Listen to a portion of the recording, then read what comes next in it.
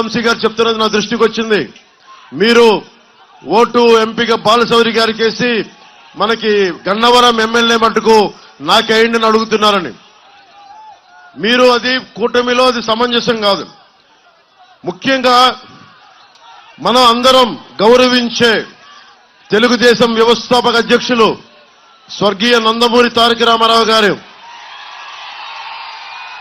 మీకు తెలుసు ఆయన అంటే నాకు ఎంత ఇష్టమో. ఆయన పాటలు కూడా నేను సినిమాలో పెట్టుకున్నాను. ఆడవారి మాటలకు అర్థాలు వేరు లేను. ఆయన సినిమాలకి, ఆయన పాత సినిమాలకి నంత అభిమానం. అలాంటి వ్యక్తికి మహోన్నతుడానికి పుట్టిన ఆయన కుమార్తెని వల్లభనేని వంశీ గారు ఆ రోజున నాకు అసెంబ్లీలో మాట్లాడడం చాలా బాధ కలిగించింది.